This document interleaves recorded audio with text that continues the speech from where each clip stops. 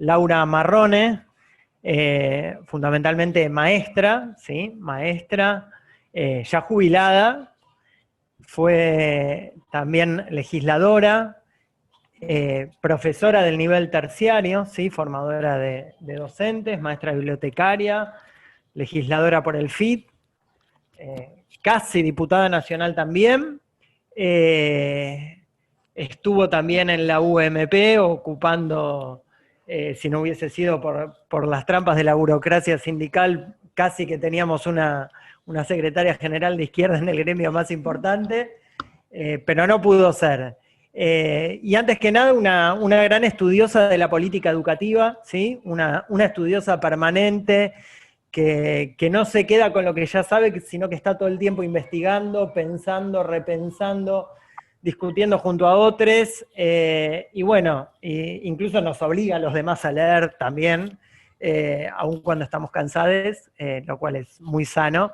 Y bueno, la idea de hoy era entonces un poquito esta, que Laura, a raíz de todo lo que viene estudiando, leyendo, incluso también por lo que se vio obligada a analizar cuando era legisladora, pero también con una mirada desde adentro de la escuela, nos cuenta un poquito las políticas que se vienen y sobre todo cómo se aprovechó esta pandemia para intentar de meter y de que se naturalicen de a poco algunas prácticas que tienen que ver más con reformas educativas y no con cuestiones que hayan incomodado al gobierno ni mucho menos, sino que le sirvieron de base para tratar de que mucho de lo que está sucediendo ahora se quede. Así que bueno, sin mucho más preámbulos, si me olvidé de algo, Lau, completá, pero bueno, te doy la palabra a vos para que arranques este intercambio y bueno, después veremos de abrir a preguntas, debates y lo que vaya surgiendo. Bueno, antes que nada, muchas gracias por esta invitación. Para mí es un compromiso y también un orgullo poder compartir con ustedes una necesaria reflexión sobre las reformas educativas que están en curso y también, como dijo Fede, una invitación para que esta elaboración, de la cual este espacio es un hito, pero no es una respuesta a todos los interrogantes que tenemos todos y todas frente a los cambios que estamos viviendo, sino simplemente un aporte para empezar a trabajar, no para empezar, para seguir pensando juntas y juntos. Acá hay compañeros, estoy mirando compañeros de formación docente con los cuales vengo discutiendo mucho a partir de la UNICABA, de manera que mi intención es justamente que esto sea un disparador y que podamos intercambiar. En primer lugar, me parece muy importante situarnos en que estamos en lo que yo le llamo la segunda generación de la reforma, que impulsa de los sistemas educativos en el mundo, que impulsan los organismos internacionales y que tienen que ver con cambios en el mundo productivo, con cambios en el capitalismo. Entonces, es importante que nosotros nos despojemos del discurso del progresismo que combate a las políticas que en este momento se desarrollan como supuestamente neoliberales, neoconservadoras. Estos cambios tienen que ver con necesidades del capitalismo actual.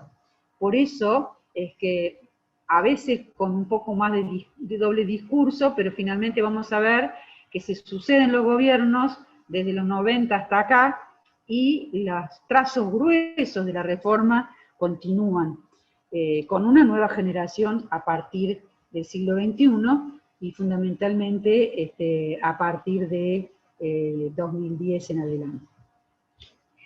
Nosotros analizamos que responden a 4 lógicas. Una es la que dije recién, adecuar los sistemas educativos a los cambios en el mundo de la producción y a las nuevas relaciones laborales que esos cambios requieren. Una segunda lógica, que es favorecer el negocio del capital en la educación, que ahora lo voy a explicar. Una tercera, que es la ministra de Educación me la ha actualizado, esta tercera lógica, que es profundizar la colonización ideológica, el control ideológico del aula, según los intereses del gran capital, y una cuarta que es adecuar o ajustar los gastos de la educación, especialmente en los países como el nuestro, que tienen endeudamientos muy grandes, y que por lo tanto tienen que hacer reformas particularmente de tipo financiero. Bueno, empecemos por la primera lógica, los cambios en la producción y la reforma laboral. Si nosotros leemos un poquito los documentos de los organismos internacionales, vamos a ver que ellos hablan de una cuarta revolución industrial, y que estaría dada por la nanotecnología, la neurociencia, la big data, la interfaz entre lo digital, lo biológico y lo ambiental. A veces uno escucha determinadas enunciamientos que hay de supuestos nuevos progresos tecnológicos, y queda muy sorprendido porque efectivamente hacen interfaces entre lo biológico y lo digital.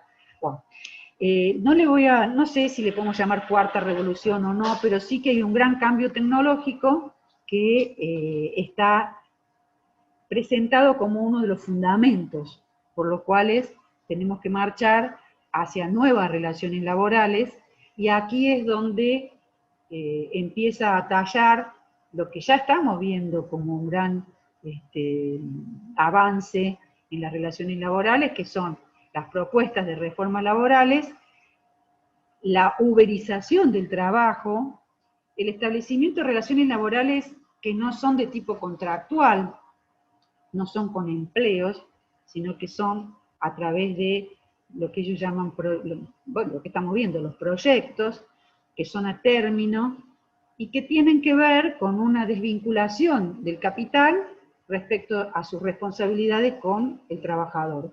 100 años, o un poquito más ya, de conquistas de la clase trabajadora en lucha para establecer relaciones contractuales que tengan despido pago, con indemnización, jubilación, vacaciones.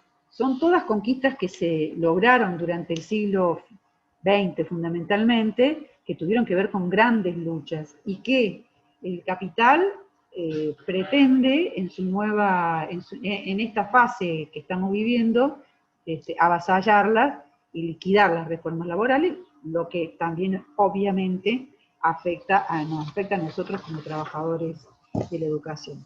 Ellos dicen en sus discursos, en este momento hay innumerables foros de los grandes encuentros del capitalismo, de las grandes empresas, de los foros. Son foros económicos, como por ejemplo el foro de Davos, son foros específicos de educación. Los foros específicos de educación van casi de la mano con los foros económicos del G20, del Foro Mundial de Davos, etc. En esos eventos sostienen que, y lo deben haber escuchado porque ahora los muchachitos del PRO que salen por televisión lo repiten, tenemos una escuela que es un dispositivo del siglo XIX, docentes que son del siglo XX y alumnos que son del siglo XXI.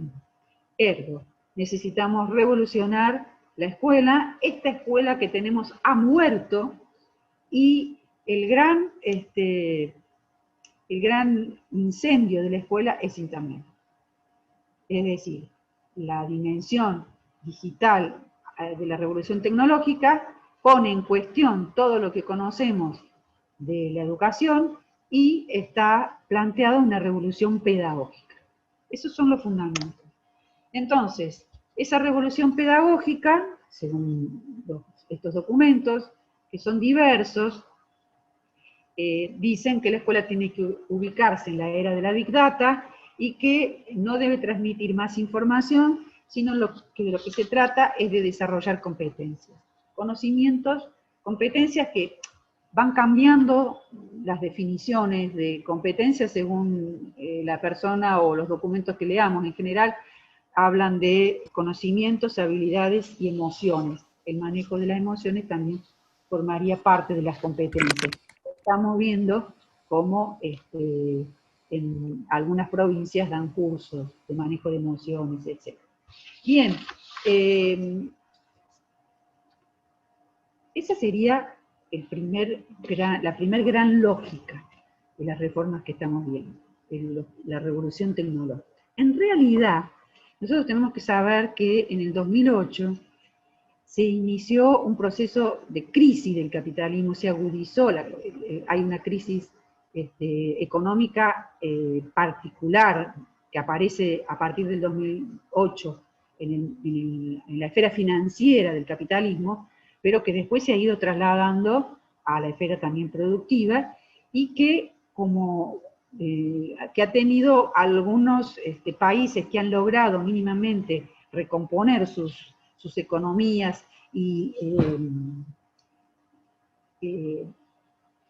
ralentizar, es decir, demorar la crisis, pero la crisis está, y ahora con la pandemia, se agudiza enormemente. Estamos hablando de una economía mundial que está en recesión, aunque haya países que tienen mejor desarrollo que otros, una mejor defensa frente a esta situación. Pero es una cuestión que el capitalismo siempre ha buscado a lo largo de la historia, ha tenido siempre crisis, y a lo largo de la historia ha buscado distintas formas de salir de sus crisis. Mientras la clase obrera no desarrolla una alternativa de nueva sociedad, transformándose en una clase que organiza ella la producción, que es nuestro propósito, el capitalismo logra encontrar nuevas formas, no es un mecanismo de extinción natural o de lógica propia. Lo puede ser a través de las guerras mundiales han sido parte de esos mecanismos, lo puede ser a través de la extensión de su explotación a nuevos países, fue el desarrollo del mundo colonial a principios del siglo XX, cuando se desarrolló como imperialismo, el capitalismo, y también puede ser alrededor del desarrollo de nuevas ramas de producción, por ejemplo, la industria armamentística, que es una industria destructiva, pero que le ha servido en determinados momentos al capitalismo para paliar las crisis cíclicas que tiene, y ahora aparentemente viene encontrando también, como uno de los mecanismos, pues la deuda externa es otra forma también de paliar la crisis, uno de los mecanismos que también ha ido encontrando es novedoso, si se quiere, para la historia del capitalismo, que es el ingreso del capital al usufructo de los gastos del Estado en salud y en educación. O sea, durante el desarrollo de los sistemas educativos en el mundo, fundamentalmente en el siglo XIX, que es el gran desarrollo de los sistemas estatales, y el siglo XX, los estados se encargaron de la educación, lo mismo que de la salud, y se desarrollaron sistemas educativos públicos y sistemas de salud públicos. Esto tuvo que ver también con importantes luchas por los derechos de la educación, etc. En el marco de la crisis, el capitalismo descubre que los estados gastan entre el 6% del PBI, 5-6% del PBI en educación, y entre 8 y 10% en salud. Esto combinado con las inversiones privadas, ¿no?, de cada uno, en el caso de salud más particularmente. Entonces, ahí entramos en la segunda lógica de la reforma actual, que es la intervención de las empresas de servicios educativos en el sistema público como negocio. Yo encontré distintos eventos que se realizaron en nuestro país y en el mundo, donde los empresarios que manejan servicios educativos le aconsejan a las grandes empresas, a Telefónica, etcétera, que inviertan, disculpen, tengo una interferencia no esperada, que es el gato. Me disculpan un momentito, que me lo trajo mi hijo y no era el propósito.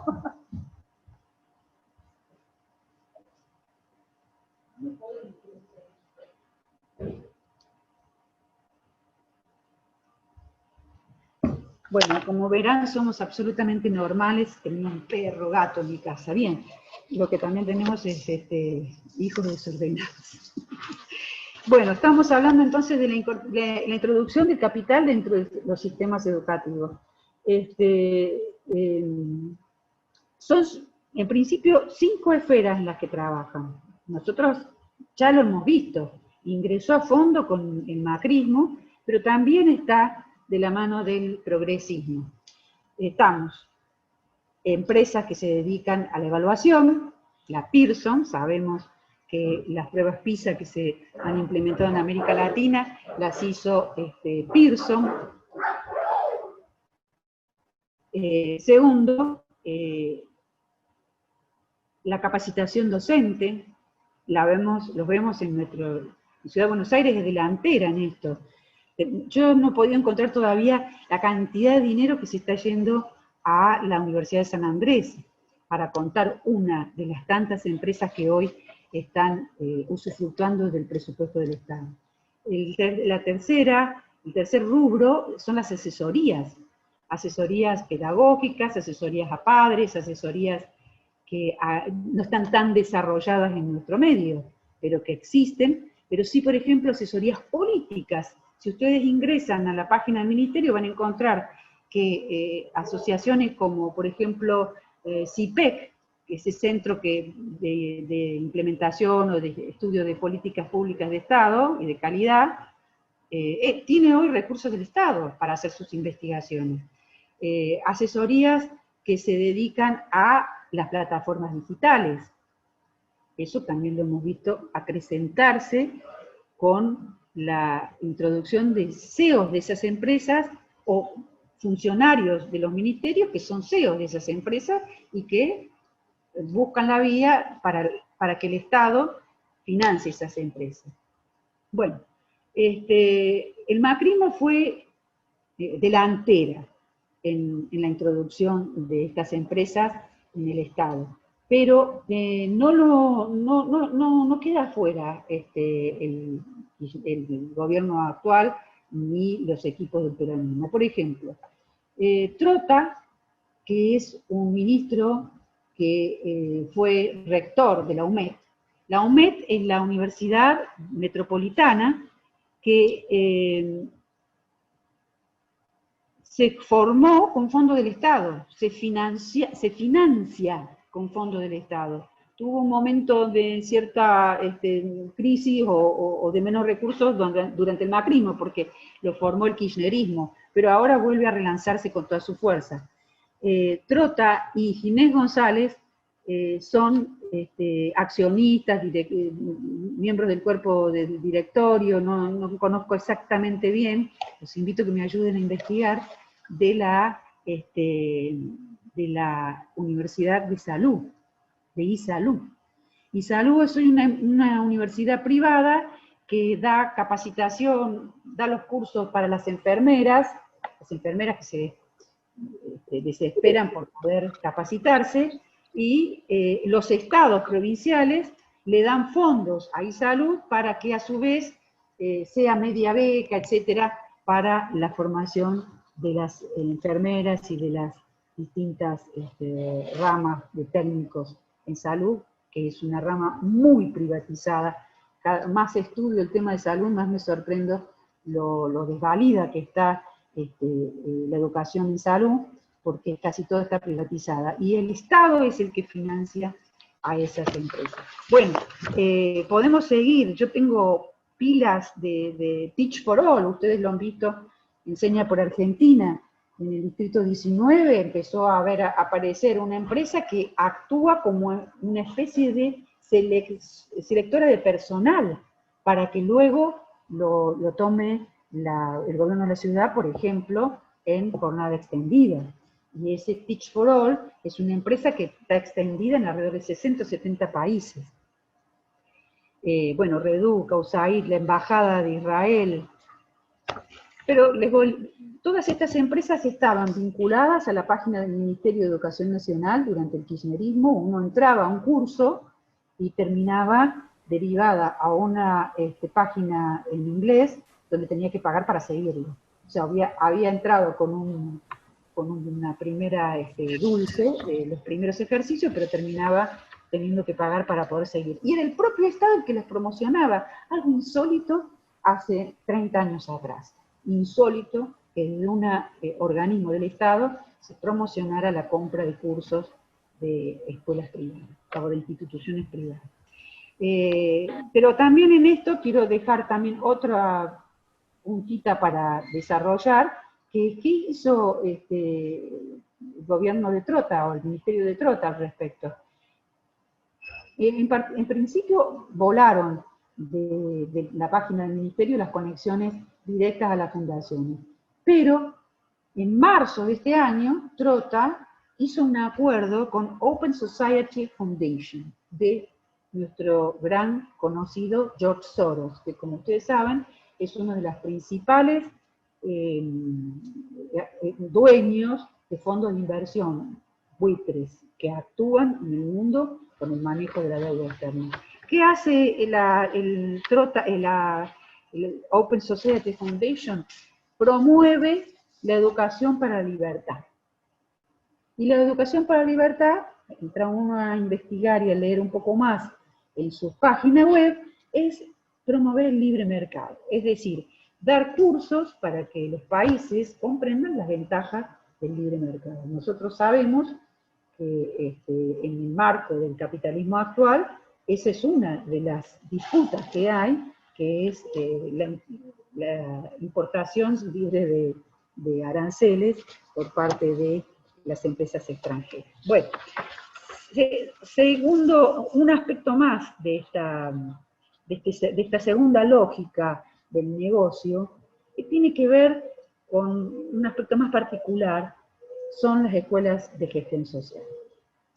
Ustedes saben que la privatización no es solo las escuelas privadas tal cual se conocieron desde 1947, financiadas, subvencionadas por el Estado en nuestro país. O sea, siempre hubo educación privada, pero en el año 1947, también durante el peronismo, hubo un acuerdo del gobierno de Perón con la Iglesia Católica para que el Estado subvencionara las escuelas privadas. Esto fue una novedad, no existía en otras partes del mundo, al punto tal que, por ejemplo, en 1970, Milton Friedman, que es uno de los capos es el capo, digamos, del neoliberalismo más brutal, más clásico, de la libre competencia, fondo monetarista, etcétera,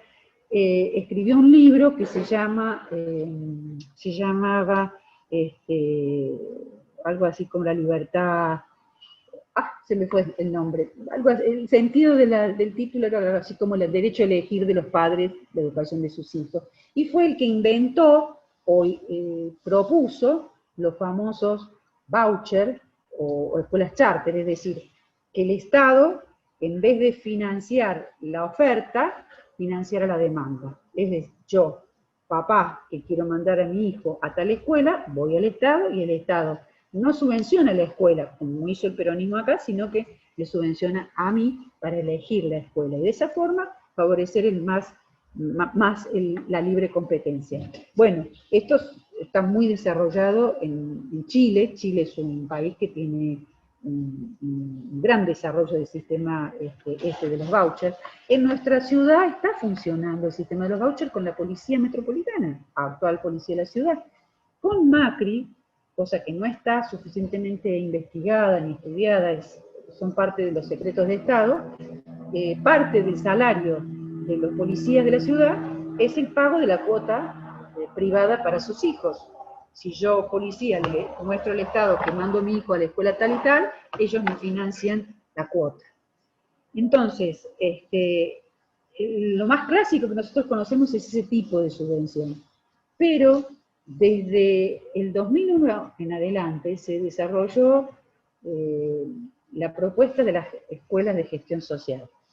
Vinieron de la mano de la crisis en los barrios populares, que requerían de espacio para contener a los niños de la primera infancia, porque el sistema educativo no tenía respuesta para la primera infancia suficiente oferta como para responder. Entonces surgieron los famosos jardines comunitarios, y se fue gestando este diseño de las llamadas escuelas de gestión social o cooperativas. Eso está en la ley 26.206. Ahora no recuerdo si el artículo 13 y 14 de la ley establecen que el sistema educativo está formado por escuelas públicas, de gestión privada, de gestión estatal y de gestión social o cooperativa. Nuestro ministro Trota ha tenido, desde que empezó su gestión, algunas visitas a escuelas. Y justamente, gran parte de esas escuelas a las que visita son escuelas de gestión social. Visitó en la Villa 31 al profesorado Dora Acosta, que ha sido formado por una organización social. En Moreno visitó a una escuela secundaria que se llama Crecer Juntos, y en este momento está diseñando para el sector inicial la apertura de algunos cientos, no recuerdo exactamente cuántos, jardines comunitarios. Es decir, de la mano del actual gobierno viene una vuelta de tuerca nueva al apoyo del Estado a la tercerización de los servicios de la educación, de las instituciones educativas, a través de la gestión social, que nosotros sabemos que es precarización laboral, precarización educativa, y además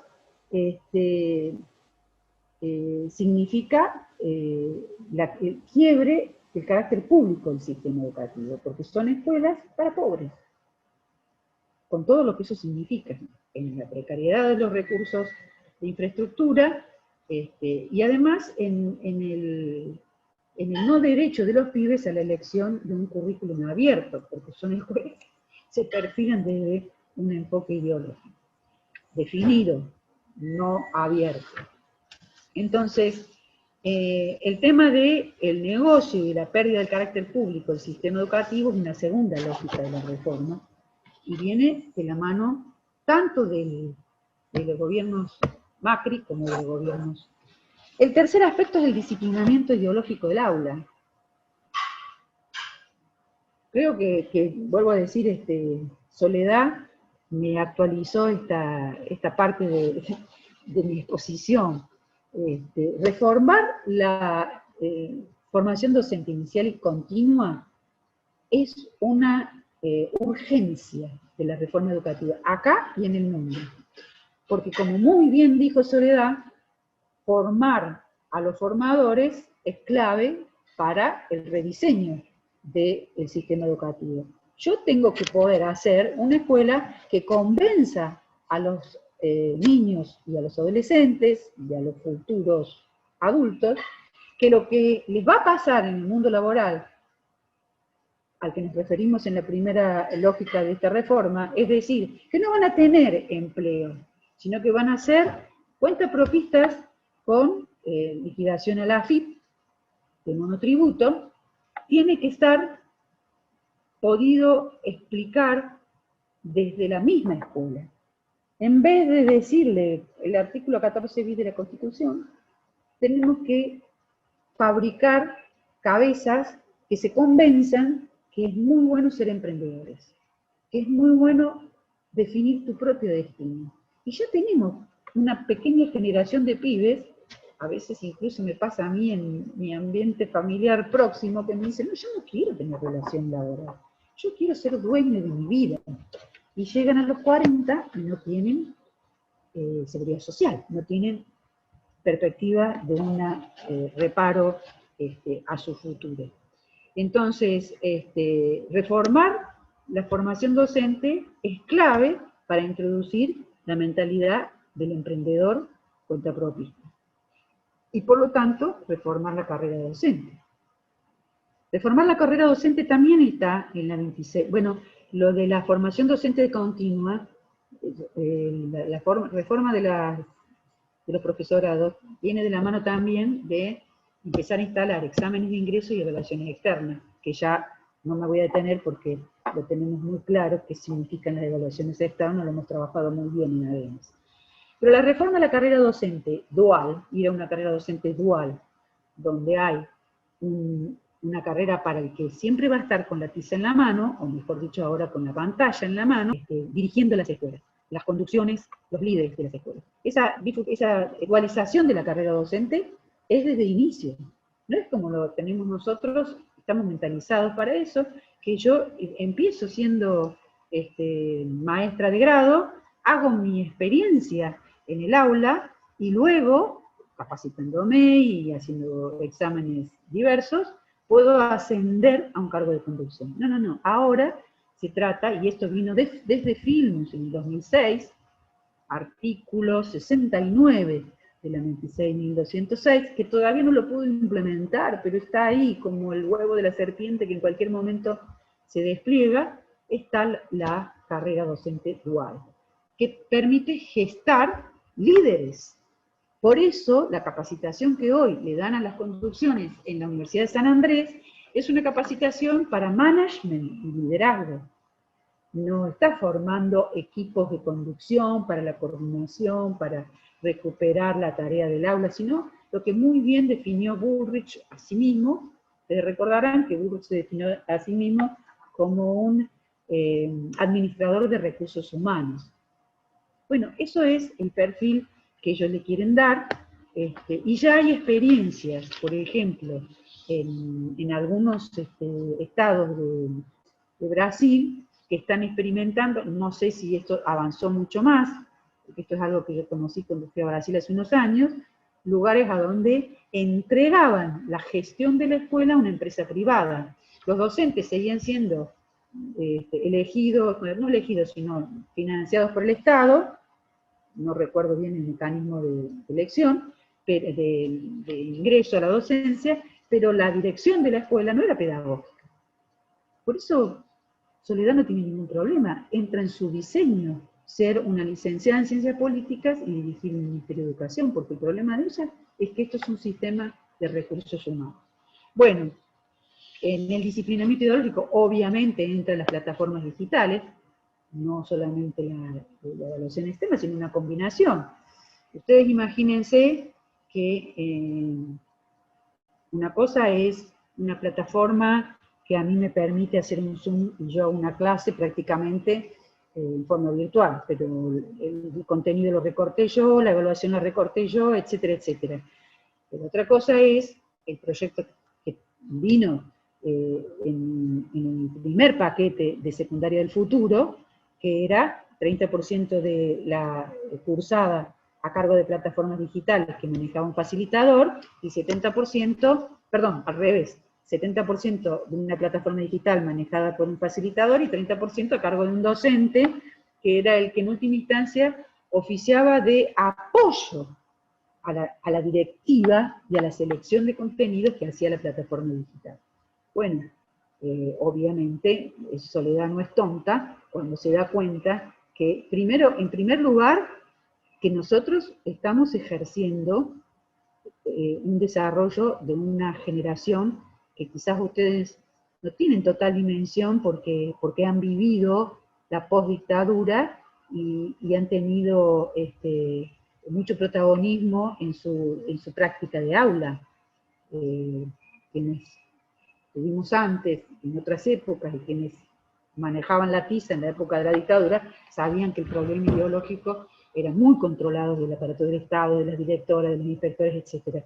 Y durante la postdictadura ha habido una revolución democrática en el aula, y ustedes han sido parte de esa generación que se para y habla de Santiago Maldonado, saca el pañuelo verde y habla de las madres de Plaza de Mayo. Eso para una mentalidad como la de quienes se formaron en las universidades privadas y que tienen la impronta de que la escuela es reproductora del sistema, esto no les sirve. Esta escuela que tenemos hoy y este estatuto docente que permite concursos, que a un docente que hace ese tipo de prácticas no lo va a echar, no lo puede echar, eso es lo que hay que cambiar. Y entonces la tercera lógica de esta reforma es el disciplinamiento ideológico del aula, porque así no va.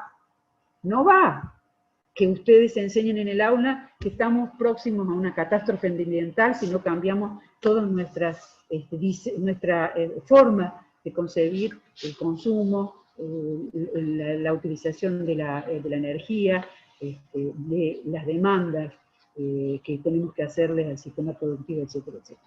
Y hay un punto más que en el disciplinamiento que quiero destacar, porque muchas veces no se conoce tanto. Uy, me parece que me estoy pasando de tiempo, ¿no? Bueno, sí, estoy pasando bastante de tiempo. Bueno, es el tema del CINIDE. El CINIDE es el Sistema Integral de Información Digital Educativa. En Buenos Aires, en la ciudad de Buenos Aires, eso se ha llamado Legajo Único Electrónico. Este CINIDE fue votado en el año, ay, no me acuerdo ahora, creo que 2012, sí, 2012, se votó en el Congreso de la Nación. Y en el 2014 lo aprobó el Consejo Federal y no se terminó de implementar más que en 4 provincias. ¿Qué es el CINIDE? Una especie de gran hermano de nuestro prontuario educativo. Yo me opuse en legislatura a esto, se votó el año pasado, marché preso, me miraban así como diciendo, esta mujer siempre se opone a todo. ¿Pero qué es el CINIDE?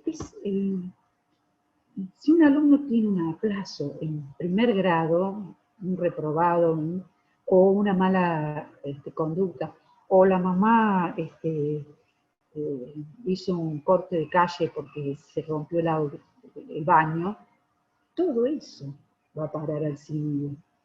Y forma parte de un perfil que acompaña toda la carrera, toda la trayectoria educativa. Esto es muy fuerte, compañeros, porque esto marca a la niñez, condiciona la mirada de la nueva institución cuando pasa de nivel, y además va formando o va fragmentando mi derecho a acceder a nuevos, a la elección de mi trayectoria educativa. ¿Por qué? Porque esto está ligado a lo que estaba contenido en la secundaria del futuro y que quedó ahí confuso, difuso, que es el informe de primaria a la secundaria. No es el boletín donde yo digo, fulanito aprobó con tanto, conducta buena, sino que es un detalle de toda su trayectoria y un informe que hace la maestra de la primaria para la secundaria. Bueno, yo les cuento que en otros países, concretamente en Alemania, ese informe constituye la puerta de entrada o no a estudios medios.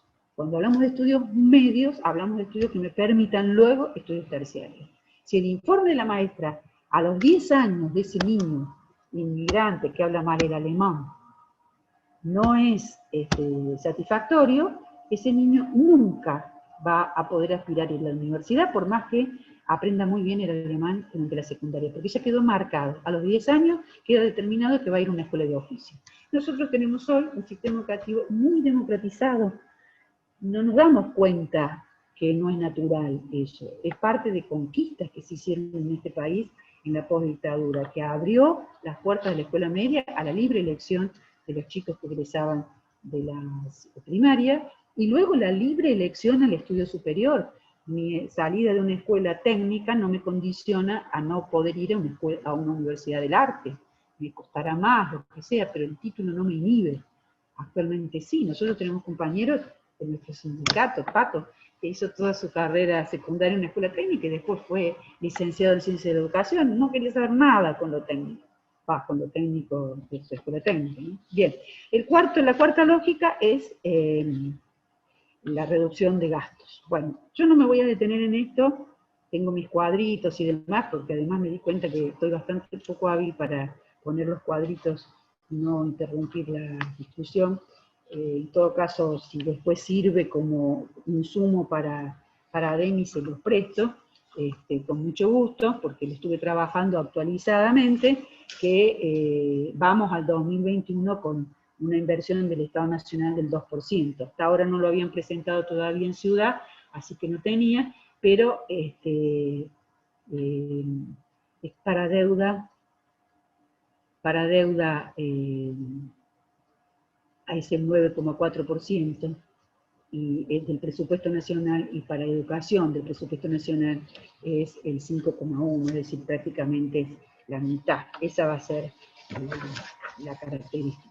Bueno, ¿qué pasó en cuarentena con esta reforma que está en curso y que tanto nos preocupa? Bueno, yo creo que en esto ustedes saben mejor que nadie lo que pasó en cuarentena, y no me voy a detener mucho para que tengamos espacio de intercambio. Sin lugar a dudas, la pandemia y la cuarentena y la cuestión de la educación digital a la que nos hemos visto obligados, ha acelerado algunos de estos aspectos, pero lo ha acelerado con resistencia. Y voy a señalar algo.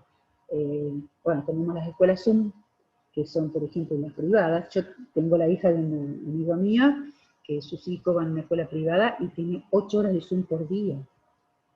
Tiene la escuela en su casa, 8 horas, con recreo, con intercambio de alumnos, 8 horas conectados los pibes. No tiene, ha desarrollado todo el programa. Pero claro, tienen cada uno su computadora, cada uno su habitación, etc. Después están las escuelas WhatsApp, aquellas que ya sabemos muy bien cómo han hecho ustedes para poder sobrevivir a la falta de política del Estado para proveer de conectividad, etc. Y se calcula que en el país hubo 1,5 millones de desconectados. Las cifras, las estadísticas que se dan son muy diversas, y los pronósticos también. Por ejemplo, si leen el pronóstico de Naciones Unidas, dice que vamos a una catástrofe generacional. Yo no sé, creo que tenemos que escucharnos nosotras mismas.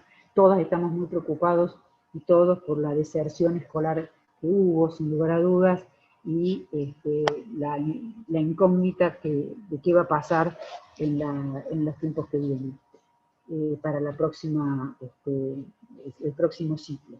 Sí hay algo que debiera conformar en lo inmediato, además de lo que ya está haciendo ADEMIS, que es exigencia de conectividad de dispositivos, y de conectividad con velocidad que permita lo sincrónico, porque no es solo la conectividad, sino que haya una velocidad que permita una conectividad sincrónica. Eso tiene que formar parte de nuestro reclamo. Sino que tenemos que prever, y esto es bastante posible imaginarlo, un traslado, según las propias asociaciones de empresas privadas de escuelas, de 30% en la matrícula de la escuela privada a la pública, lo que va a significar una catástrofe, porque no va a haber vacantes. Ya sabemos que hay un problema de vacantes en la Ciudad de Buenos Aires, pero esto va a producir una crisis muy grande. Entonces, ¿qué es lo que...? Bueno, ha habido cierre de jardines de infantes, hay una morosidad del 70% de las escuelas privadas, porque las familias no pueden pagar, y se calcula que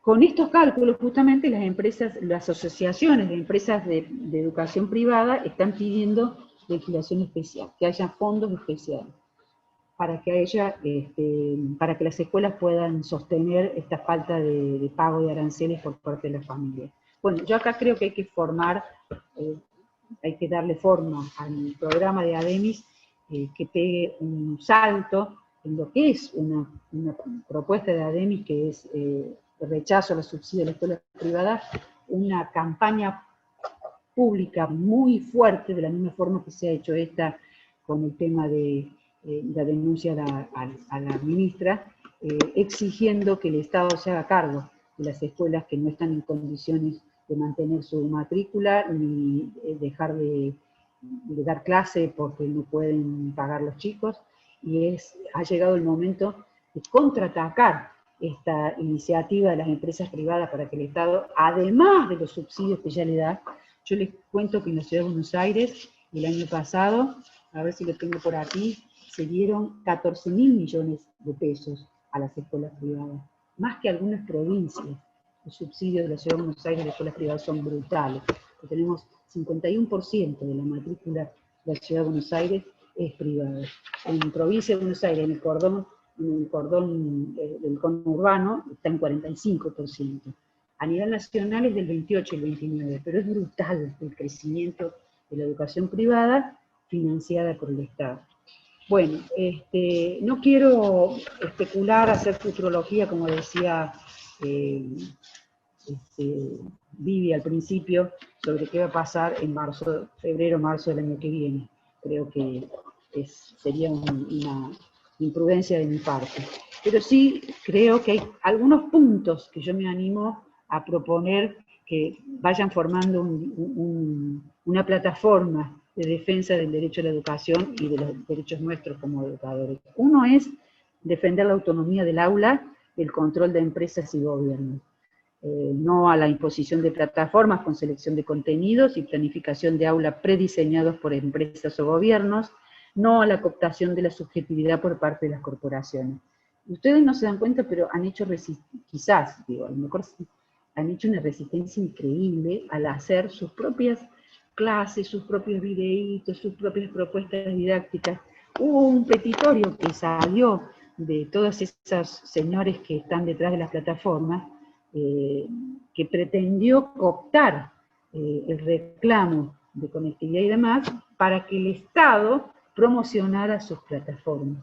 Ahí estaba YAI, es una asociación que se llama Observatorio de la Educación en la Argentina, que fue el que lo promocionó, y que detrás de su petitorio escondido estaba que fuera el Estado el que promocionara para que los docentes usaran sus plataformas. Los docentes hicieron sus propios diseños digitales, y eso me parece que es una gran conquista que hay que saber conceptualizar la riqueza que tiene en la resistencia al control, porque nosotros no somos ludistas del siglo XXI, no nos oponemos al uso de las computadoras.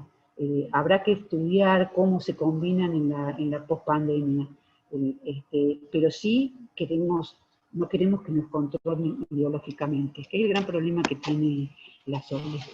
Bueno, defender la presencialidad como el componente central de la educación, especialmente en la primera infancia y en la adolescencia, para la subjetivación, socialización de las nuevas generaciones, tomar como un carácter de emergencia la educación a distancia en los tiempos de circulación del virus, el derecho humano a la comunicación, esto supone que el Estado provea de dispositivos digitales gratuitos a estudiantes y docentes que no lo posean, y así como servicios de reparación gratuitas. Muchos compañeros nos decían eso, que se les rompen y están igual. Conectividad sin límite de datos, velocidad de por lo menos 20 megavatios por segundo, que garantice la sincronicidad. Eso como los aspectos pedagógicos. Después pensé aspectos laborales, el derecho a la desconexión por fuera del horario de trabajo, respecto a la jornada laboral, prohibición de la intromisión de funcionarios en nuestras plataformas, bueno, llamado a cobertura de los cargos, concursos virtuales cuando estemos en pandemia. No me detengo porque esto lo ha desarrollado Ademis mucho mejor que lo que puedo hacer yo en este momento, pero sí pensar en comité de crisis por establecimiento, conformado por docentes, familias y estudiantes para el control de las condiciones sanitarias. Esto se hace en los hospitales, los compañeros pelean para que los comités de crisis estén integrados por trabajadores, no siempre lo logran, y una campaña nacional por la estatización de toda escuela privada que cierra o despida. Defensa del derecho a la vacante en la escuela pública. Bueno, paro acá para que tengamos tiempo y que no me rete Vivi, que me parece bastante de los compromisos.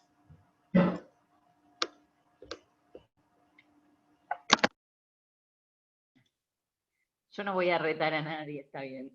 Es sumamente interesante. Lo que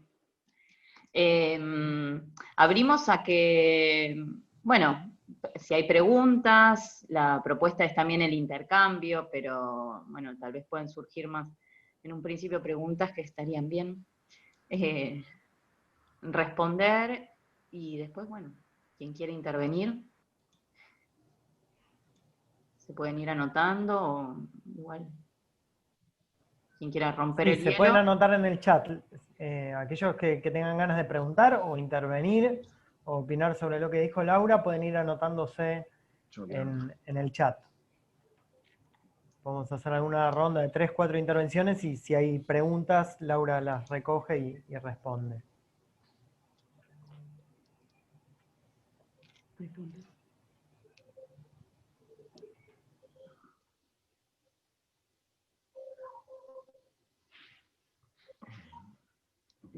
Sí.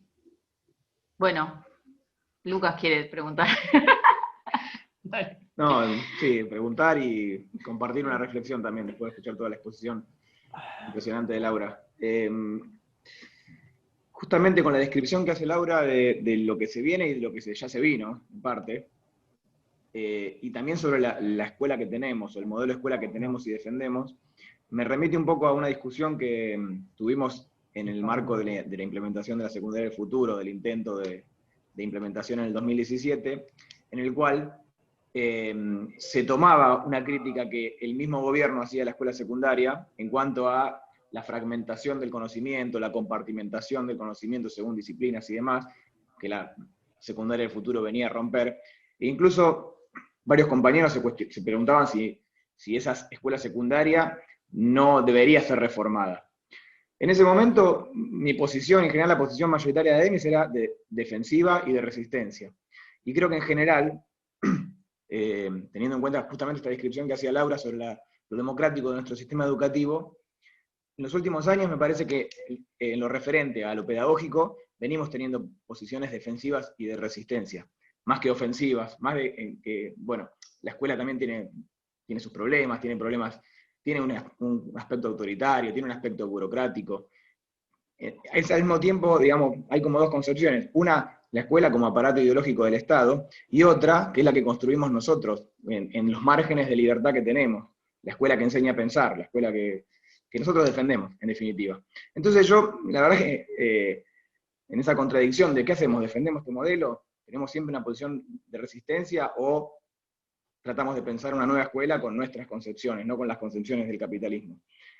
Me parece que me inclino más por lo primero, en el contexto en el que estamos y en el contexto de avance y de ataque a nuestras condiciones laborales y al sistema educativo como espacio democrático y amplio. Me parece que básicamente eso quería plantearlo como otro disparador.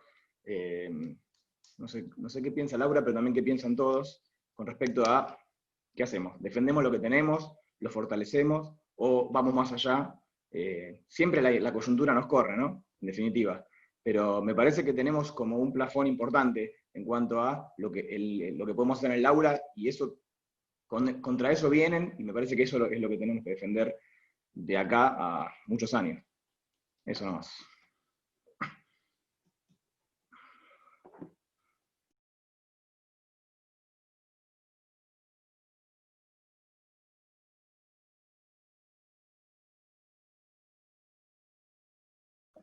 Una cosa. Con respecto a los ataques, bueno, nosotros venimos viendo, no sé, o sea, solemos reflexionar sobre, yo empecé a trabajar hace 15 años, y es un mundo lo que cambió en estos últimos años. Los avances que ha tenido el gobierno, pero no ha tenido todos los avances que quisiera tener, gracias a la resistencia que que nos hemos organizado nosotros. De otra manera, en otros lugares del mundo, donde por ahí la resistencia es menor, hay otras cuestiones sociales diferentes, las reformas han sido, como dijo Laura, el caso de México, el caso de Chile. Si nos ponemos a analizar en esos sistemas educativos, pasaron con una topadora. Acá por ahí no pasaron con un camión, ¿no? Pero bueno, el punto es cómo seguimos nosotros, bueno, concientizando y viendo, entonces, poniendo sobre el tapete todas estas contrarreformas, además, ¿no? Y siendo precisos en las luchas, trazando lo que nosotros tenemos que seguir haciendo. Yo entonces veo ahí, en el caso, por ejemplo, en el caso de Argentina, que no avanzaron todo lo que quisieron avanzar, me parece, ¿no? Siendo que la ciudad de Buenos Aires, por ahí, es un caso testigo, ¿no? De que somos los que los tenemos, o sea, todas estas políticas las vienen aplicando fuerte. No digo que otras jurisdicciones no, pero, bueno, tomar esa parte también, ¿no? Es decir, ver que gracias a la resistencia a veces podemos frenar o morigerar algunas cosas. Eso.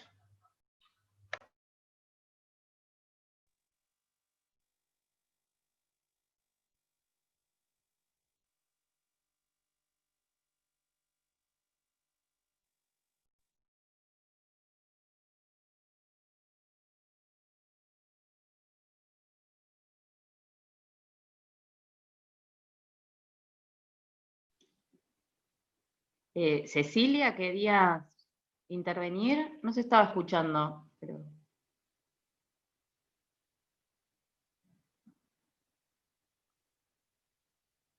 Ceci, como que te figura el microfonito así silenciado. Ay, Dios mío, ¿cómo? ¿Ahora se escucha? ¿Sí? Bien. Bueno, son los problemas de la conectividad. No, yo lo que noto en Capital Federal, por ahí es medio pesimista lo que voy a decir. Pero yo noto que cada vez vamos perdiendo más también en algún punto. Por ejemplo, el tema de, a ver, el año pasado no, a ver, estoy perdida en el tiempo, pero cuando les quitaron el pan a los chicos no fueron solo el pan, fueron los ravioles, fueron, o sea, empezaron en invierno, pleno invierno, a dar lechuguita con 4 pedacitos de pollo, pleno invierno. Y creo que ahí perdimos mucho. Es más, yo protestaba en las escuelas y soy mamá, también protesté como mamá, y parecía como que está todo bárbaro. Después, les quitaron las compus a los chicos y a las chicas, y ahí también perdimos. O sea, dos cosas que eran derechos. Y si nosotros estamos defendiendo justamente y aprendiendo a defender los derechos, en esa la perdimos mal. Yo me enojé muchísimo en ese caso con las escuelas, porque era como una contradicción. Yo decía, estamos en la escuela, con eso de para pensar, para defender los derechos, para realmente defenderlos como escuela, y eso no se hizo. Y para mí fue gravísimo. Como este año, por ejemplo, también creo que perdimos en haber empezado estas clases, creo que no tendríamos que haber empezado, creo que hasta que todos y todas no tuvieran la conectividad de las computadoras, no se tenía que comenzar. Por ahí soy muy radical, pero creo que vamos perdiendo muchas cosas. Y por otro lado, yo escuchaba a Laura, mi mamá, bueno, directora jubilada, también vivió toda la dictadura, pero creo que también había, no sé cómo decirlo, también otras actitudes de algunos compañeros y compañeras, desde el lado de que iban a seguir leyendo, iban a seguir llevando los libros, ¿no?, a escondidas, iban a continuar la lucha. Y yo lo que noto ahora, en algunas conducciones, es que hay un autoritarismo terrible. A mí la semana pasada me llamó la directora por privado para pedirme por favor que no hablara más de política en la escuela. Me estaba preguntando simplemente por las burbujas porque había un caso sospechoso, para que se den una idea de la gravedad. El año anterior, yo tuve una discusión con una supervisora de biblioteca, no sé si recuerdan, que también discutimos por el mismo asunto, porque me dijo que de política en la escuela no se hablaba, que de las madres de Plaza de Mayo no hablara. Con lo cual fue gravísimo, porque esa reunión había sido a la mañana y nadie había dicho nada, recién a la tarde. Está bien, la terminamos sacando del cargo, pero digamos, era una supervisora. O sea, si nadie hablaba nada, esto pasaba. Entonces yo creo que hay una bajada de línea muy grande y somos ahí las escuelas muy pocos los que hablamos. Y hay mucho temor. Y creo que estamos como medio como volviendo, todo lo que es más siniestro, porque es una dictadura medio encubierta. Bueno, eso, por ahí es medio pesimista todo hoy lo que dije, pero nada, para reflexionar eso.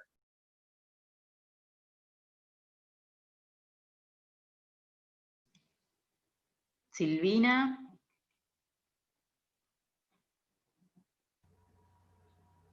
Sí, a ver si se me escucha y no hablo en cetáceo, porque tengo una conexión bastante chota. No, ahora, bueno, con lo que decía la compañera me quedé pensando en la dictadura encubierta y sonamos. Sí, creo que dejamos pasar varias cosas, es parte, no, por supuesto, la pelea de Ademis me parece que es épica en esta, sobre todo en esta coyuntura, viene siendo siempre, pero en esta coyuntura me parece que es única y épica. pero sí es cierto que, bueno, ya sabemos cómo operan los sindicatos celestes, entonces ahí está, me parece, la complicidad de esta dictadura encubierta.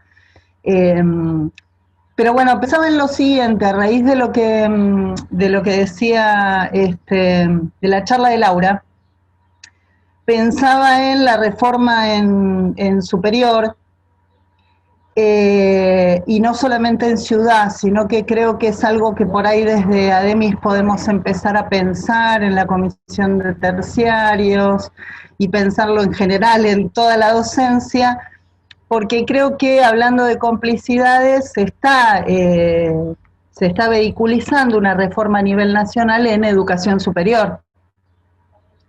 Y en la ley de educación superior incluso.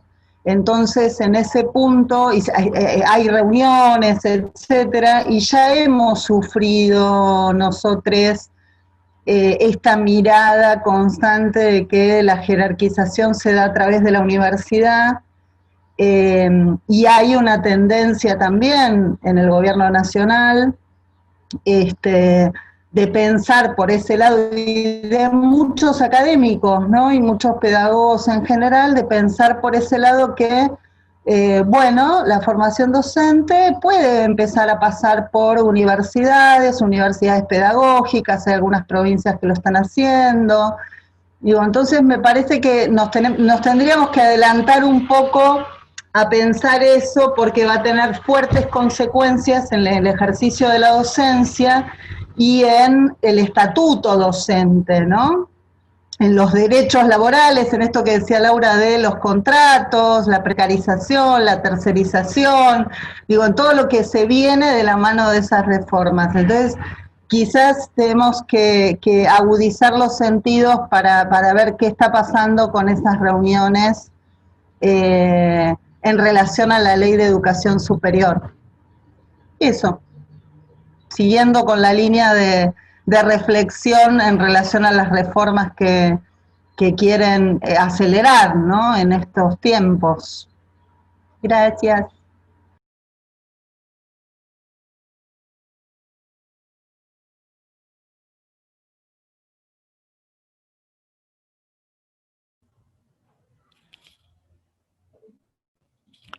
¿Se escucha? Bien. A ver, Lau, me pareció súper interesante muchas de las cosas que dijiste, incluso la información que manejás, ¿no? Esto del 30% de matrícula de escuela privada que está ahí tecleando y viendo qué va a pasar, ¿no?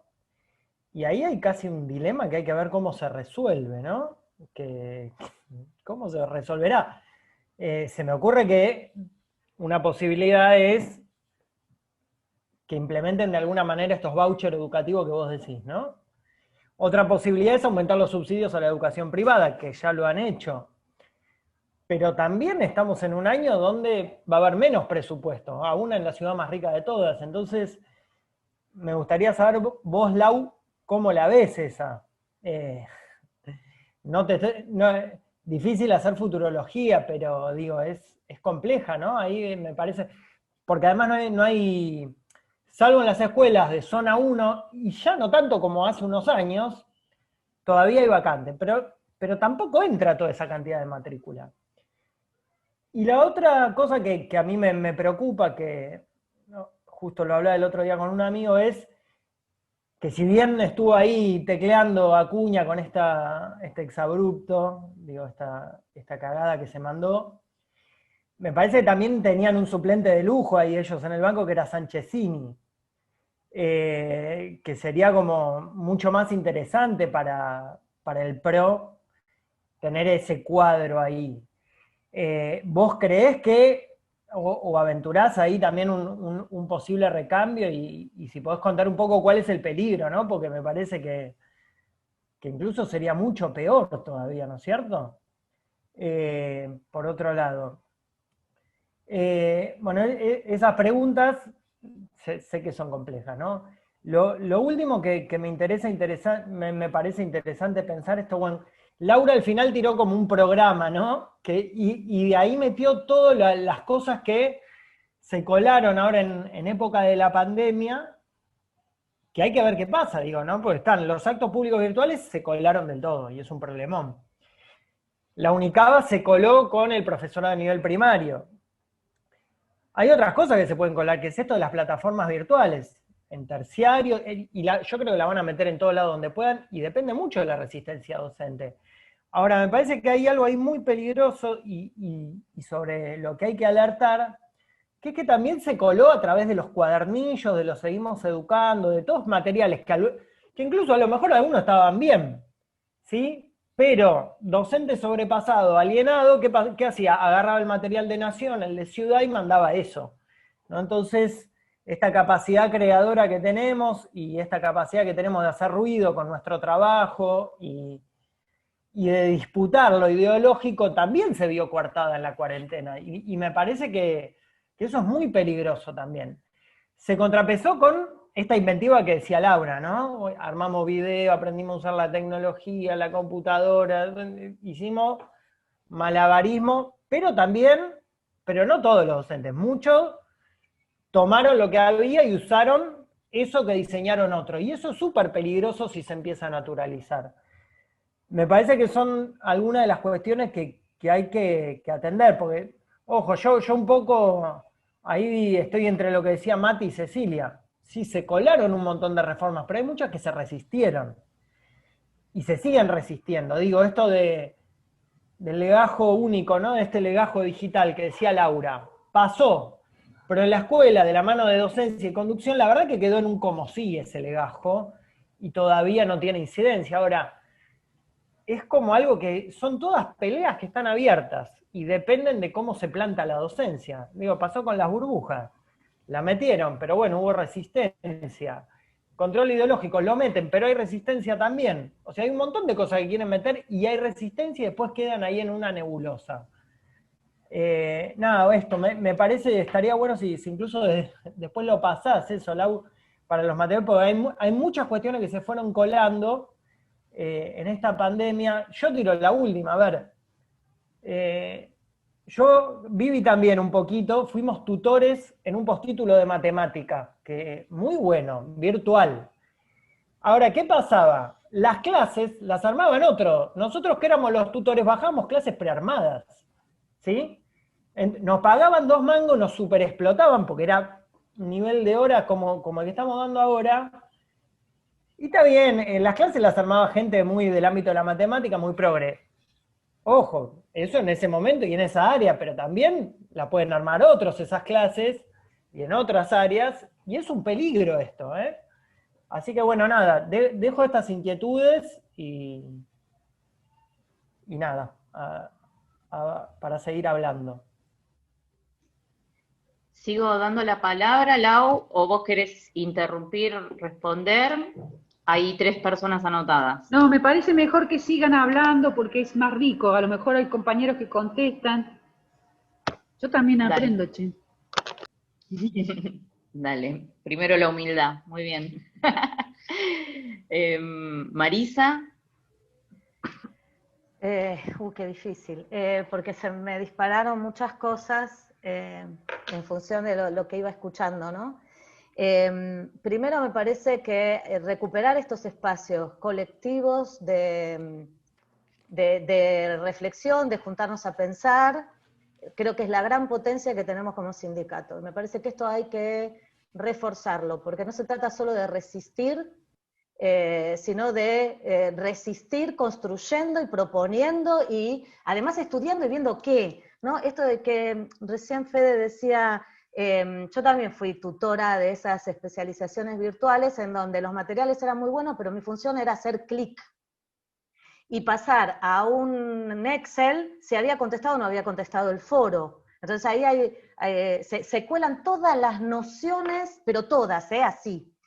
Y hay un discurso progre también que tenemos que salir a darle disputa de sentido, y me parece que para eso tenemos que ponernos a estudiar juntos, ¿no?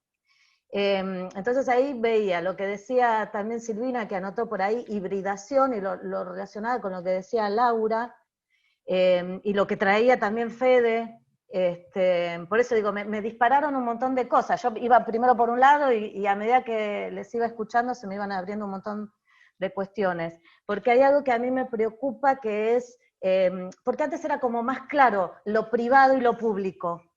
Y ahora en eso es mucho más astuto el capitalismo, mucho más que nosotros, que ni nos damos cuenta que a veces le ponemos cuerpo a cuestiones que terminan siendo privadas.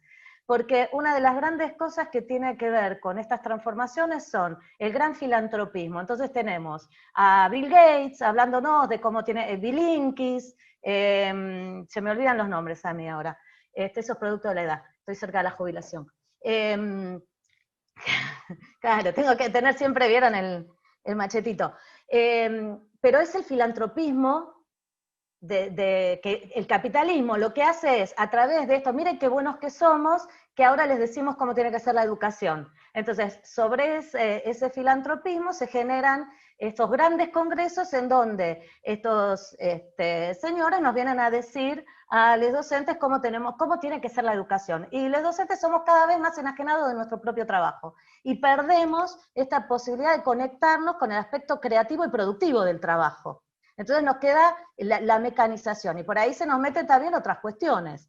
Es cierto que nuestras condiciones materiales de trabajo nos llevan a que, y a veces tengo que comprar enlatados, porque por lo menos nosotras que estamos en superior, tenemos que tener 58.000 horas para más o menos llegar a un sueldito. Entonces, y bueno, terminás, entonces ahí hay una doble disputa, ¿no? La denuncia de las condiciones de trabajo, pero también cuidado, que por lo menos tenga sentido aquello que propongo. Y sí, lo tomé, mira, estaba hecho, pero lo retomo.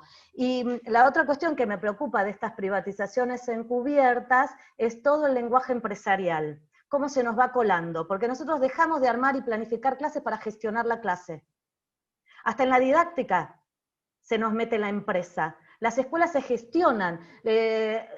La gente te dice, y yo estoy en un cargo de gestión, y para nosotros es natural. Y no nos damos cuenta que lo que se nos metió de los 90 en adelante fue eso. Las escuelas también se gestionan, y tiene que ver con estas soluciones que proponen a todos los problemas del sector público, es adoptar las estructuras empresariales. Y la escuela no escapa a eso, y la enseñanza no escapa a eso. Miren todo lo que me llevaron a pensar, me anoté un montón de cosas. Entonces, esto de la hibridación para mí es compleja, ¿no? Porque hay un discurso muy progre detrás de la hibridación, y no es solo el protocolo burbuja, que ya sabemos todo lo que significa, ni tampoco es esto que va a ser mitad presencial y mitad, no sé cómo llamarle, porque lo que proponen tampoco es educación virtual. Me parece que la hibridación que están proponiendo tiene que ver con estas otras hibridaciones, ¿no? El sentido de lo público. Y por eso tal vez esa matrícula que queda por fuera de la escuela privada, vayamos a saber qué inventan estos genios para desde ahí también seguir hibridando y seguir cada vez seccionando más y serruchando más la educación, la escuela pública, que también nosotros le cuestionamos un montón de cosas a la escuela pública. Nosotros decimos, no queremos esa escuela capitalista, patriarcal, autoritaria, y no es así porque quienes trabajamos la hacemos en otro sentido. Entonces, digo, no es tan claro, y me parece que lo que tenemos que es potenciar esta capacidad que tenemos de generar, de discutir, de debatir, de proponer, de romper, de ir más allá, porque lo que se viene es muy, muy complejo. La reforma, hoy hay un encuentro de universitarios del Frente de Todos, todas, que están debatiendo acerca de la reforma de la ley de educación superior.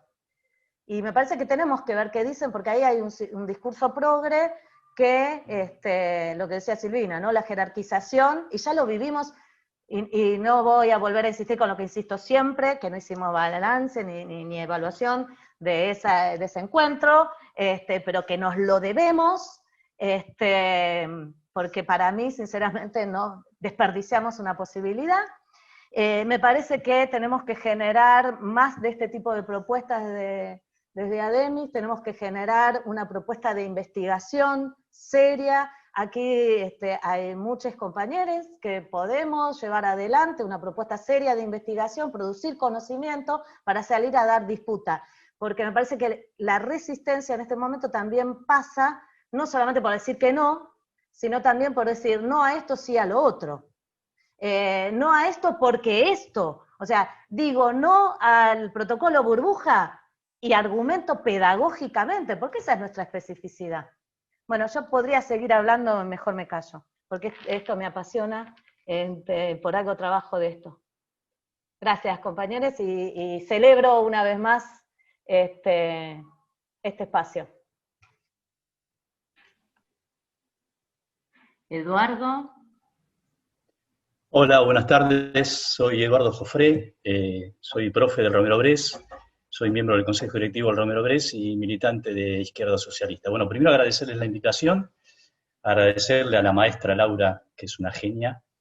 Lástima que tiene gatos y no perros, o gatos y perros. Largá los gatos, Laura. Bueno, a mí me rompió la cabeza lo que dijo Matías y también la compañera Marisa.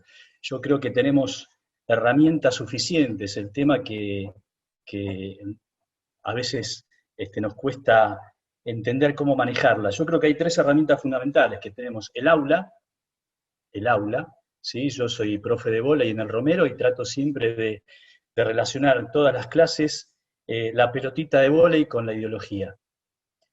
Pero no con la ideología partidista, sino con la ideología de por qué tenemos que enseñar con inclusión, etcétera, etcétera. O sea que siempre podemos dar un mensaje ideológico, aunque estemos enseñando vóley.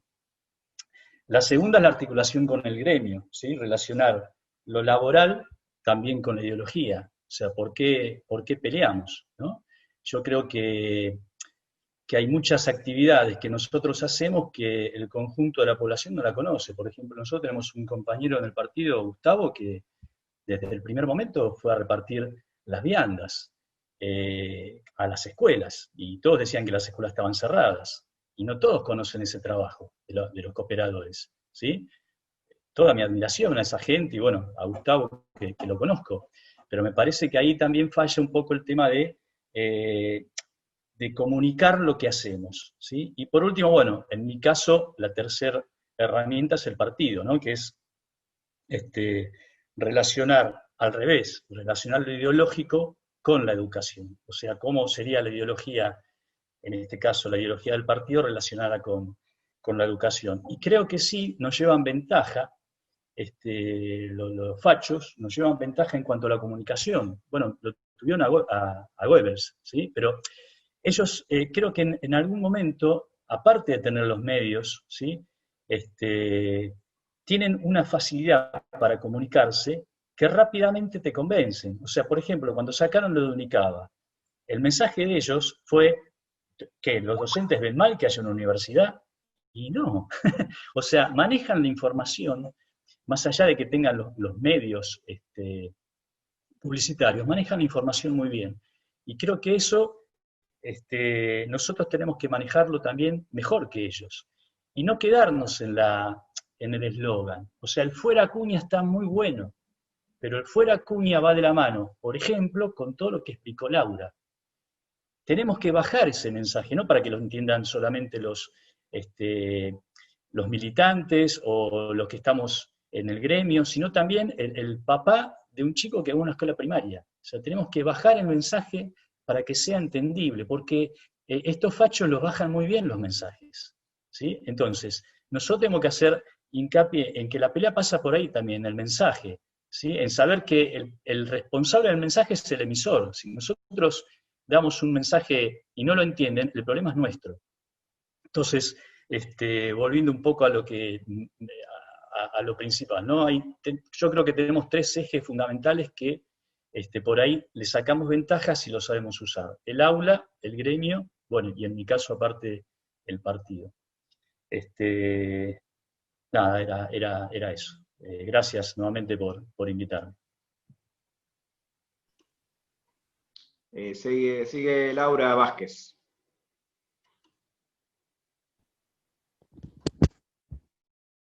¿Me escuchan? Perdón, tengo mal el micrófono. ¿Me escuchan?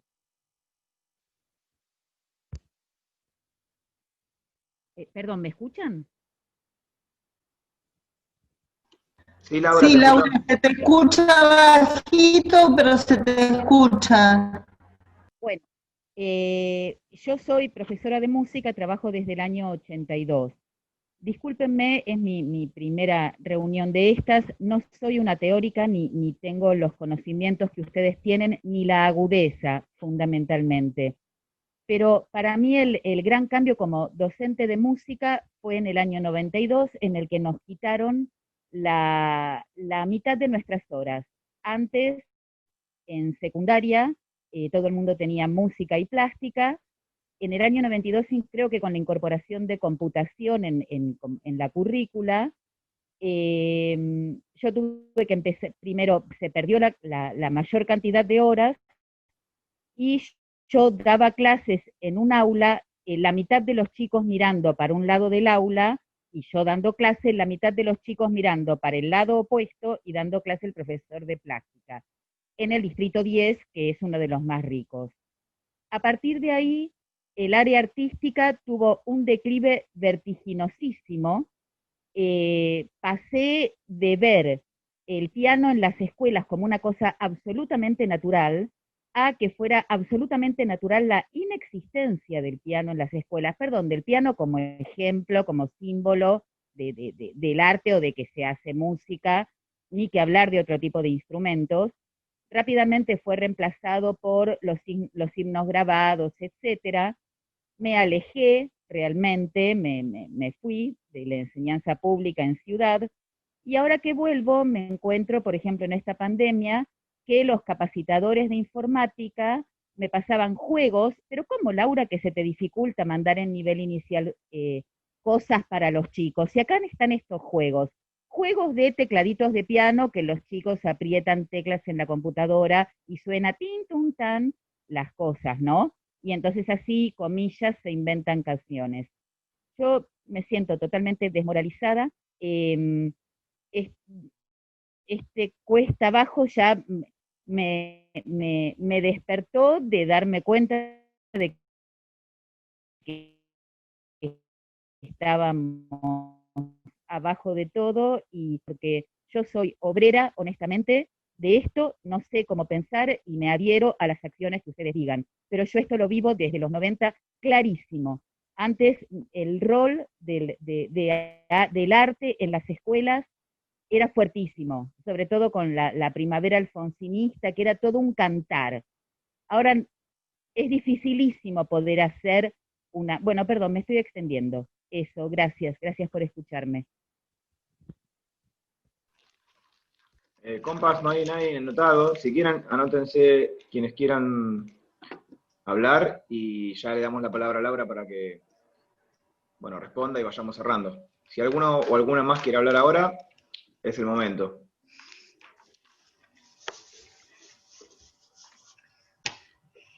Si no puedo hablar y por ahí se dispara una segunda ronda. Total, si hay apuro por irnos, si no, compartamos, porque la verdad, como dijo Silvina y Marisa, estos espacios los necesitamos, y está bueno que sea una ronda, ¿no? Más que un ida y vuelta. Lo que plantea Lucas, ¿en dónde nos paramos? Si en la resistencia o la propuesta alternativa es el gran debate. Es muy difícil. Yo creo que estamos en un tiempo de disputa y que la cuestión a nivel institucional es más difícil, porque sobre todo en la escuela media, que tenés una estructura con una grilla totalmente antigua en cuanto a la compartimentación de conocimientos, etcétera. Entonces, la disputa la hacemos en el aula. Como dice Soledad, ahí es donde no puedo llegar. Acuña lo dijo con mucha claridad: el docente cierra su puerta y hace lo que se le da la gana, y eso es lo que tenemos que impedir. Por eso llama a los padres a denunciar a los docentes, saca una propaganda. No sé si ustedes escuchan radio, pero hay radios que, como el gobierno de la ciudad paga la pauta publicitaria, cada 10 minutos dicen: usted ya llenó sus datos, llame para que le demos toda la información que su docente no le da. Entonces, ella se prepara para vulnerar eso que nosotros todavía hemos logrado inexpugnable, que es el aula, donde podemos decir lo que queremos.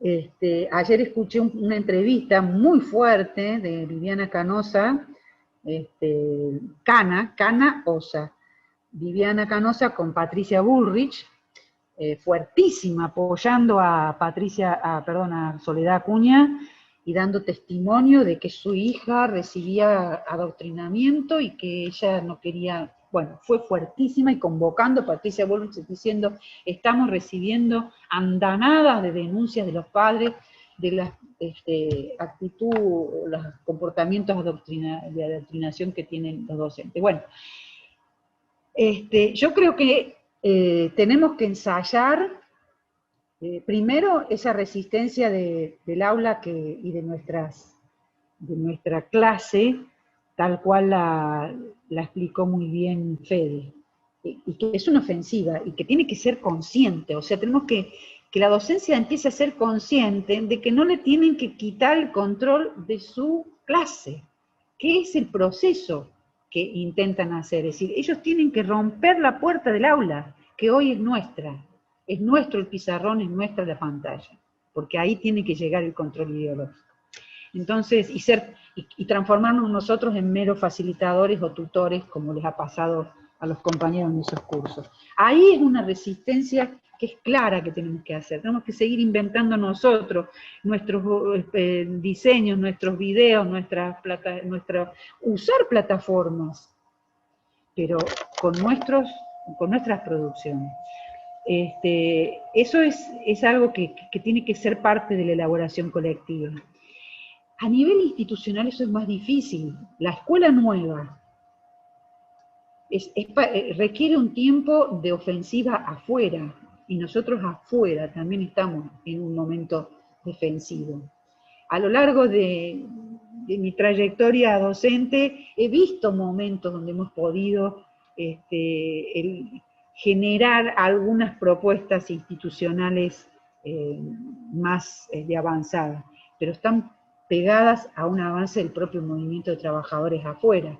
Por ejemplo, la caída de la dictadura, como señala Laura en su experiencia, fue un momento de empuje muy grande, de democratización del aula, de tirar abajo cosas. Pero eso, en este momento estamos en un momento que el componente defensivo es fuerte.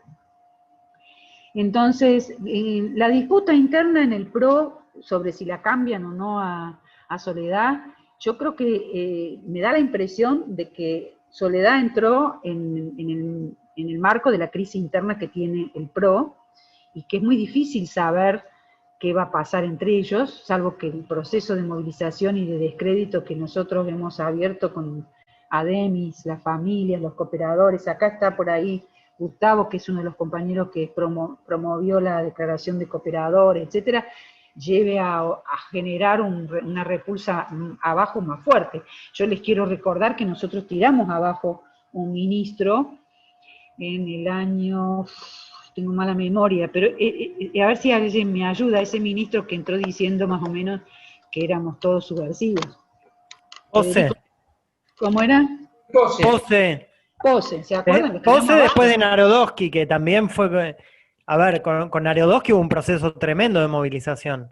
Cuando cae, asume Pose y cae a las 2 semanas, 3. A Pose lo tiramos nosotros, compañeros. A Pose lo tiramos nosotros, porque era burdo, terrible, reivindicando más o menos la dictadura. Soledad está, es más, no es tan burda. Fíjense cómo sería Pose, para que yo diga que no es tan burda como Pose, porque Pose terminaba reivindicando la dictadura, pero es del mismo cuño. Ahora, ¿qué va a pasar? Quirós hoy la criticó públicamente, y en el programa de ayer de Canosa dije, qué raro que Larreta no haya salido a respaldar a su ministra. O sea, evidentemente forma parte de la crisis interna que tiene el PRO, pero que esa crisis no se va a resolver a favor nuestro si no se desarrolla más la movilización. Yo me quedo con la propuesta de Marisa.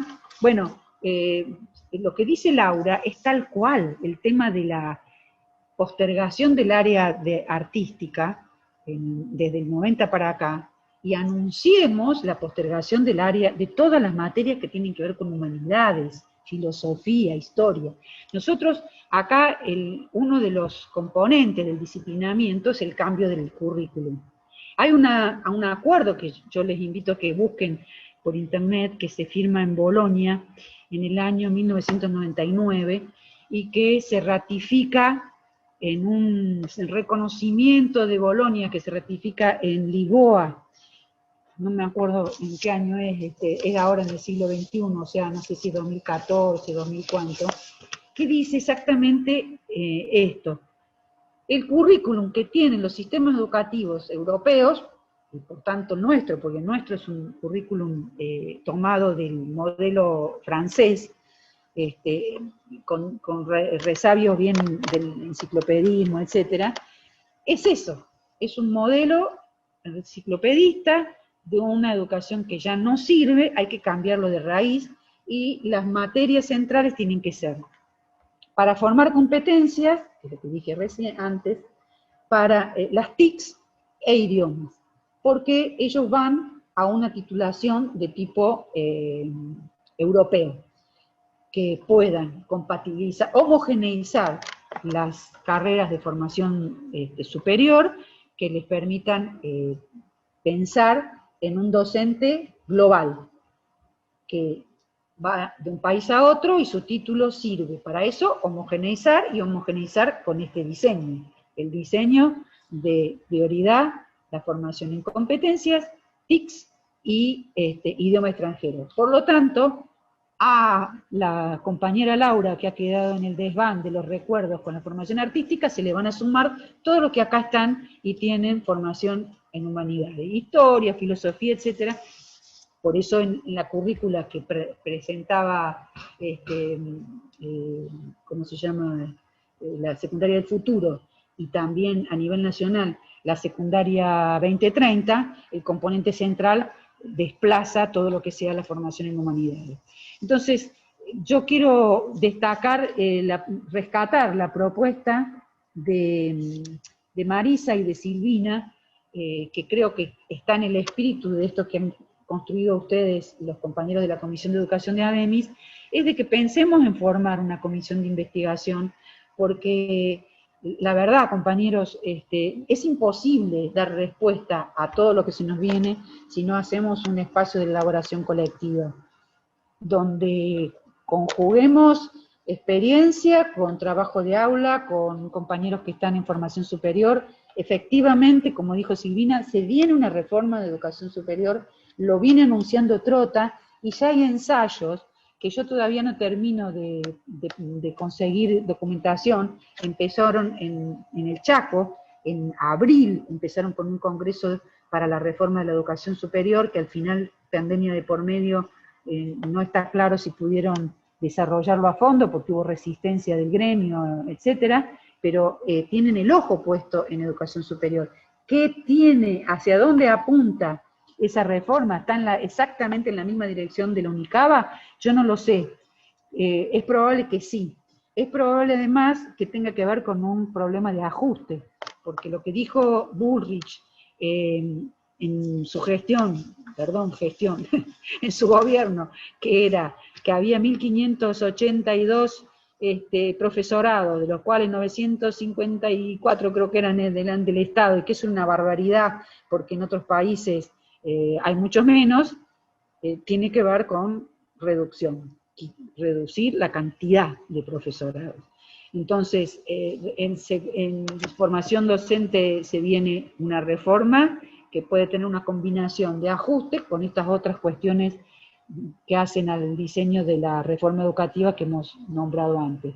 Por eso saludo la iniciativa, me pongo a la par, a que nos sentemos, compartamos bibliografía, hagamos un grupo de discusión, nos repartamos temas para investigar, y produzcamos luego insumos que le sirvan al sindicato.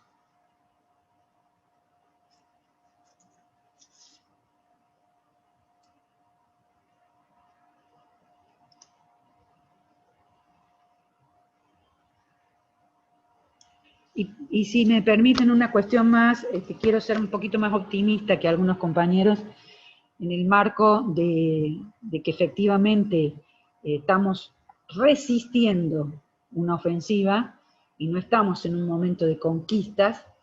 ¿No se dan ustedes una idea de lo que hemos resistido y lo que hemos impedido perder?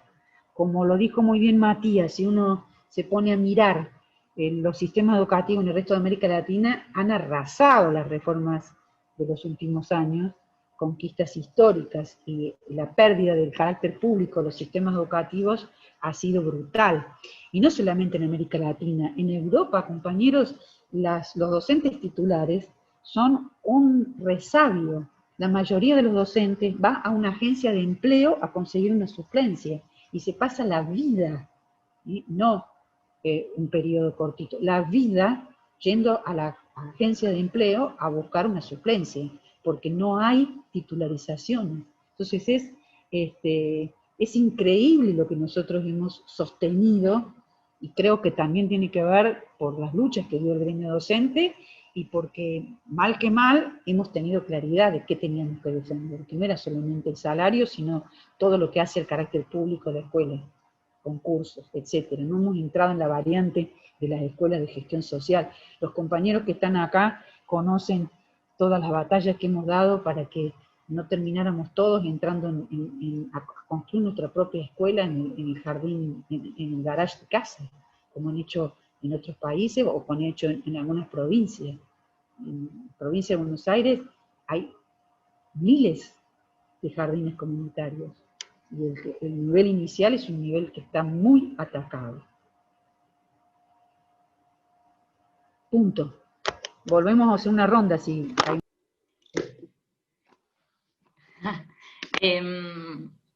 Creo que estamos más para hacer un cierre de este encuentro, ¿sí? La idea de este encuentro de estos encuentros es que haya una continuidad. Estamos ya casi a fin de año, ya estamos a fin de año, y esto lo tenemos que volver a hablar, más allá de, bueno, toda tu recorrido histórico sobre cómo fue avanzando y cómo va avanzando estas reformas o intenciones de reforma. Bueno, tendremos novedades también en febrero y seguiremos en la lucha, así que estos encuentros tienen que seguir, siempre con la primera intención de la discusión colectiva y la reflexión colectiva, que es lo que estuvo dando vueltas, y me parece que es lo que nosotros valoramos. Con la propuesta de Marisa también la podemos tomar desde la Secretaría. Sabemos que desde ADEMIS hacemos los que estamos y los que queremos construir, entonces están abiertas las puertas también para que quien tenga propuestas se sume y pongamos todas y todos el cuerpo para sostenerlo, porque no queremos ser unos pocos que hacemos y no bajamos línea, como dice la ministra, sino que construimos de manera colectiva, y eso es lo que me parece lo que sostiene y hace que tenga mucho más peso. Pensando en esta continuidad, otra vez repetimos la invitación al miércoles que viene para discutir también sobre infancias y adolescencias, que es algo bastante, no relegado porque nos atraviesa todo el tiempo, pero no le damos el espacio, me parece, para hacer un intercambio. Yo, más o menos, para ir cerrando, Daniel quiere decir algo y no hablo, así que obviamente le damos la palabra.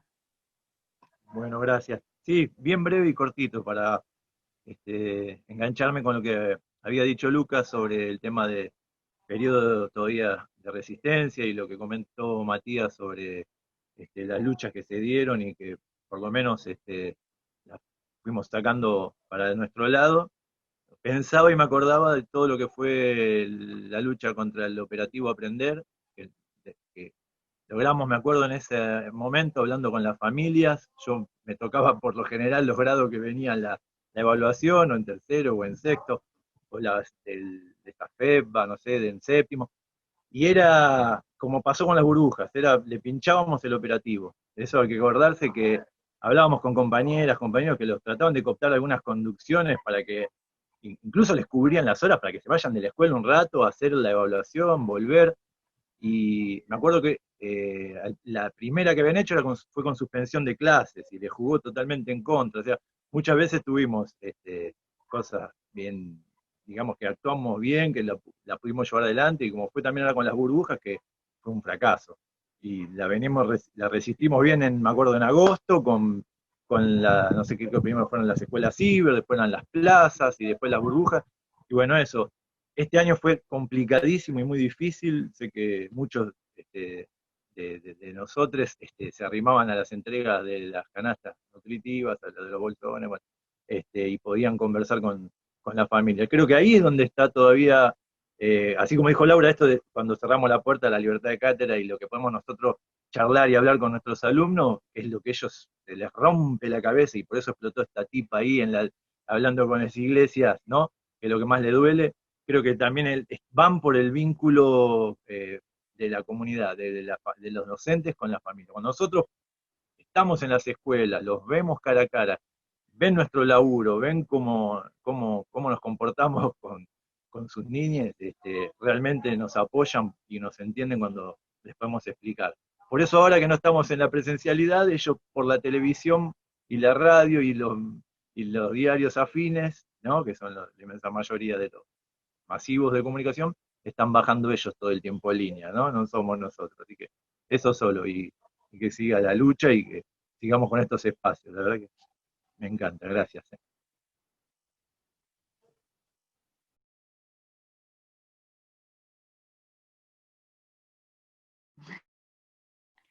Señalé a vos, Fede, ¿querés cerrar? Vivi me hace señas para ver si yo quiero. No, me parece que estuvo. La verdad que un viernes a esta altura de noviembre, y quedado como estamos todos con Zoom y pantalla, fue una charla espectacular. Fueron 2 horas.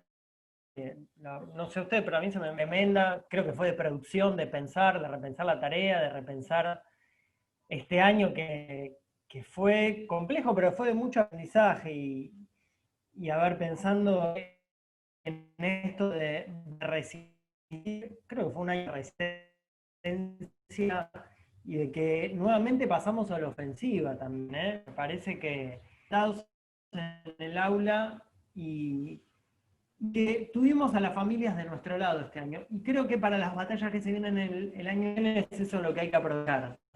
Ese vínculo que hemos tejido con las familias, con compañeros, con compañeras, incluso en esta situación, y dependerá de la lucha, de la organización que podamos darnos.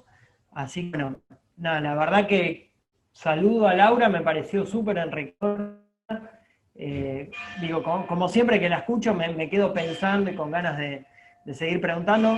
Vamos a dejar igual en paz. Así que bueno, solo eso, se me está cortando, así que adiós. Invitar al miércoles que viene a las 18 para pensar lo que dijo Vivi.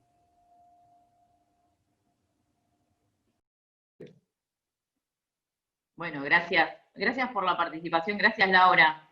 Siempre. Gracias. No, gracias a ustedes. Y una sugerencia a ustedes que tienen allí en la lista de los que están, pueden abrir a alguna reunión que podamos sentarnos a cambiar material y a desarrollar la propuesta de Marisa y Silvina. Así que les dejo la tarea a ustedes.